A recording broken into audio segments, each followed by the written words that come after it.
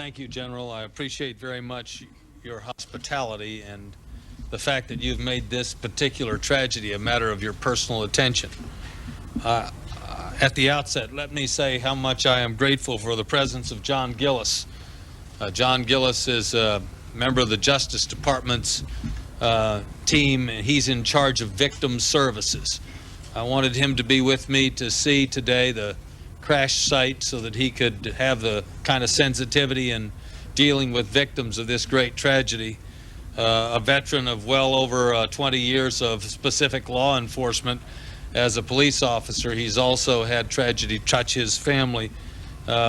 His daughter was brutally murdered by gang members. He understands these kinds of circumstances, and I'm glad that he's with me. Mary Beth Buchanan is the new U.S. Attorney, the spokesperson for the justice system of the United States of America in this part of the world, and delighted that she could be with us today. Jack Shea is the SAC, the special agent in charge of the FBI. Thank you for your briefing, which was comprehensive, and frankly, it's a real credit to the individuals who have been working here. I'm grateful. I had the chance of meeting with Major Zapinka of the Pennsylvania State Police. He and those individuals with him have been serving admirably, and I'm delighted that his service to Pennsylvania and to Governor Ridge is so thorough. General Fisher, thank you. I spent 8 years as a state attorney general, and I know that in times like these, the complete focus and attention of an attorney general can mean a lot, and I'm grateful to you. It is impossible to stand in a field in Pennsylvania at the site of heroic devotion and activity without thinking of the words of Abraham Lincoln, who spoke 140 years ago at Gettysburg. He put it this way: the world will little note nor long remember what we say here, but it can never forget what they did here. In the midst of this tragedy is a testimony of the American spirit, of individuals who bravely and courageously were willing to endure additional risks and pay an ultimate price so that others would be more secure. That's the heroic tradition of law enforcement and public service in the United States of America, and I simply cannot pass at this site without reflecting on the fact that it became a part of the conduct and life of so many individuals who were heroic at this site. And it should be a testimony and inspiration to every American everywhere to understand that public safety is everybody's business, and it's our opportunity to do those things that preserve our liberty and the integrity of what it means to enjoy the freedoms we call America. This tragedy which befell the United States of America on September the 11th was an act of war by others seeking to disrupt the kind of freedom and liberty that we enjoy in the United States of America. We have been intently examining all the evidence to develop a complete understanding not only of the responsible parties and organizations so that they can be appropriately dealt with and punished, but also developing a better understanding of what we can do to make sure that we disrupt, interrupt, stop, thwart, curtail the risk of further events like those events of Tuesday, September the 11th. And that is the responsibility that we labor incessantly on, and we will leave no stone unturned to make sure that we do what we can to minimize the risk of reoccurrence. We have to give thanks for the many state and local law enforcement officials who are working with the 4,000 FBI agents who are part of examination teams, the 3,000 support workers who support them, the assigned individuals from the U.S. Marshals Service who joined the FBI, individuals from the United States Border Patrol. We met this morning with ATF workers from the Treasury Department of the United States. This investigation and effort is the largest criminal investigation ever launched, most comprehensive devotion of resources. And we will develop a better understanding. We will identify the parties responsible, and we will provide a basis for punishing parties and organizations whose mission it was to disrupt America's life of freedom and liberty, and that is a firm commitment. At the very heart of the investigation is the Federal Bureau of Investigation, the world's premier law enforcement agency. And I had the privilege of talking to those who were sifting through the evidence here, who talked about evidence found a distance from the site, who described searching for evidence on hands and knees, picking up all of the pieces so that we could piece together an understanding which will provide the basis for justice and response by the United States of America against those who perpetrated the crime and those that harbored them, who gave them aid and assistance and supported them. At the heart of that investigation is the director of the FBI, who has coordinated these efforts of the FBI as the leading agency in this investigation.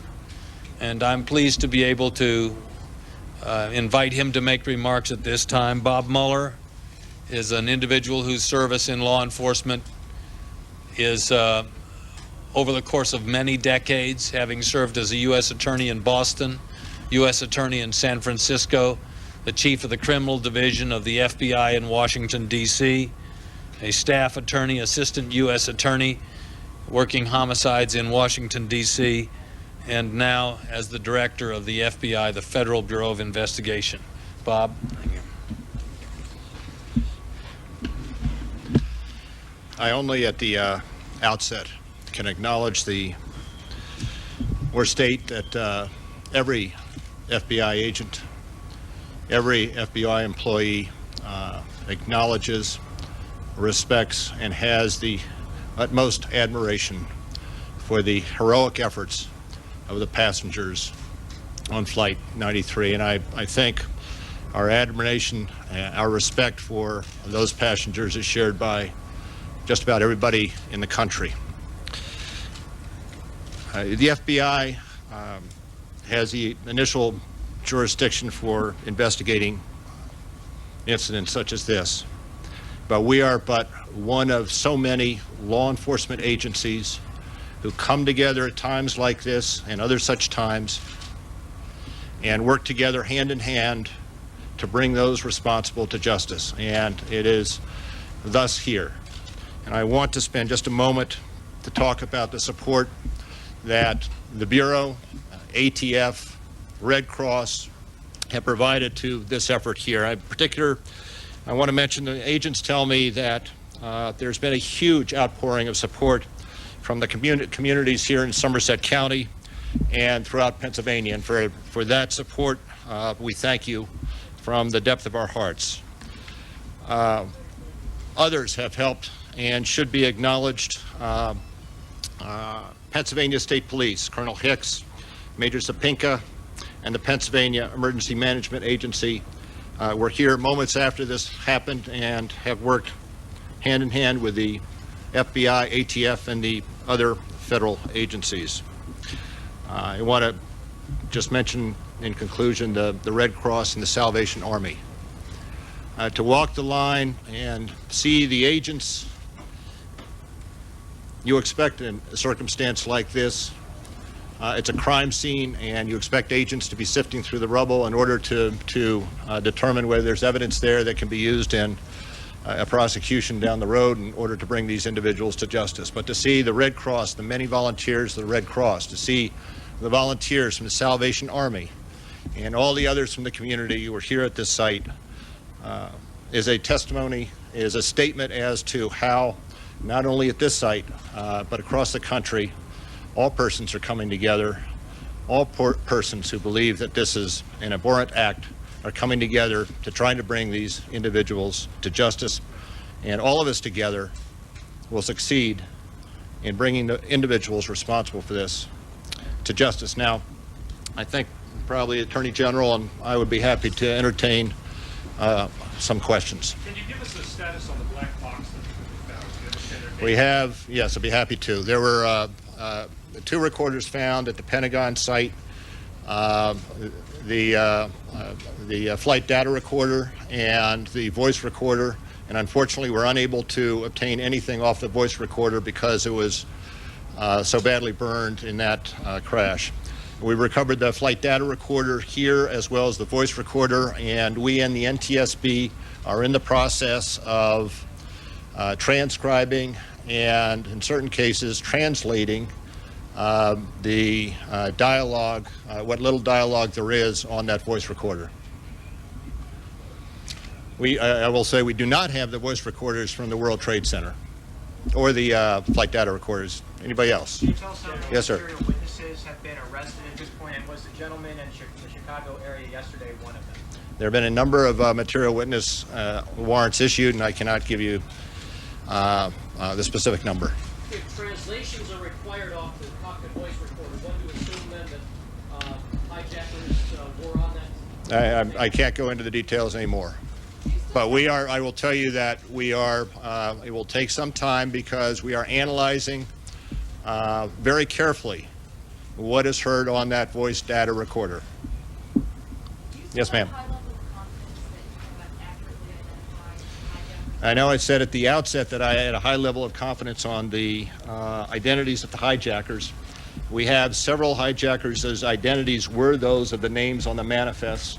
We have several others that are still in question. So the investigation is ongoing, and I am not certain as to several of the others. Can you tell me, or do you know, if the information on that cockpit voice recorder from this airline, Flight 93, does it support what a number of the cellular phone calls from passengers have indicated about them, the passengers on board? It would be premature to discuss what's on that until the analysis is done. We have time for one more question. Do you agree with Yes, the passengers on Flight 93 did accept arrest control of the jet? I think both of us here, and both the Attorney General and I and the Attorney General of Pennsylvania have indicated we believe those passengers on this jet were absolute heroes, and their actions during this flight were heroic. General Thank you. Ashcroft. Thank you. General Ashcroft. Thank you. Thank you. About the possibility of further attacks. There have been some reports mentioning Saturday, the 22nd, as a significant day. I think it's important for Americans to understand this was a complex attack, coordinated, and that it's very possible that there are others who would seek to disrupt the liberty in the same way. The President has indicated, and I think provided a formula, which is important, that we should go to work and we should live our lives, but we should do it with a heightened awareness of a vulnerability that we have. Thank you.